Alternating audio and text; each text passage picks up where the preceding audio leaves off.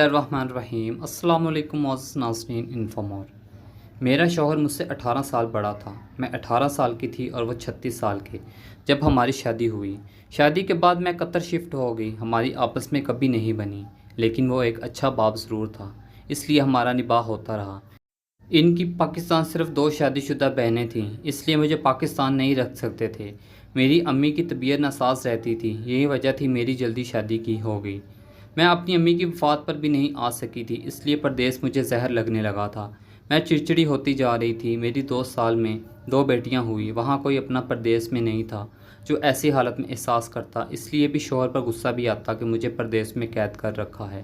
پاکستان کوئی گھر بھی نہیں بنایا تھا انہوں نے۔ میری شادی سے پہلے سارا پیسہ بہنوں کی شادیوں پر لگا دیا تھا، بعد میں میرے جانے سے اخراجات اتنے بڑھ گئے کہ کچھ بنا ہی نہیں سکے۔ ان کو ہارٹ اٹیک آیا، کچھ دن آئی سی یو میں رہے۔ جتنے دن وہ آئی سی یو میں رہے مجھے احساس ہوا میرے لیے وہ کیا ہیں۔ میں نے کتنا وقت ان سے لڑنے میں ضائع کر دیا، ہر وقت ان سے لڑتی رہی۔ اس جیسا انسان شاید ہی کبھی دیکھا ہو جس نے اپنی فیملی کے علاوہ کبھی کسی کی طرف نہ دیکھا ہو۔ 6 سال ہو گئے میں پاکستان ہوں، کسی نے کبھی نہیں پوچھا۔ بہت روتی ہوں، پچھتاتی ہوں، کوستی ہوں اس وقت کو جب میں اپنے شوہر کے لیے موت مانگتی تھی۔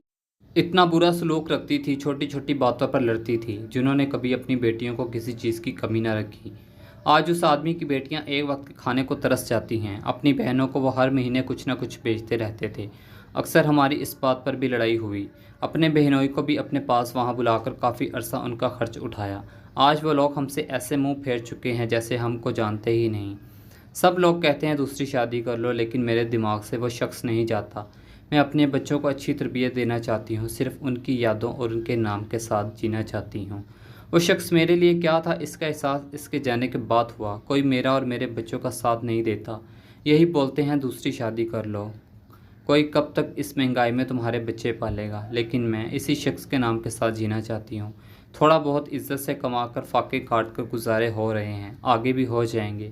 بروز قیامت میں صرف اسی شخص کے نام سے پکاری جانا چاہتی ہوں۔ بہت روتی ہوں میں۔ 7 سال ہمارا ساتھ رہا اور میں اس شخص کو بس رلایا۔ پلیز اپنے شوہر کو اپنی جنت سمجھیں، کبھی ان سے چھوٹی چھوٹی باتوں پر مت لڑیں۔ ان کے جانے کے بعد احساس ہوتا ہے ان کا ہونا کیا ہے اور نہ ہونا کیا ہے۔ اللہ میرے جیسا مقدر کسی بہن بیٹی کا نہ کرے، آمین یا رب العالمین۔ تھینکس فار واچنگ انفو مور۔ ملتے ہیں نیکسٹ ویڈیو میں انشاءاللہ، تب تک کے لیے اللہ حافظ۔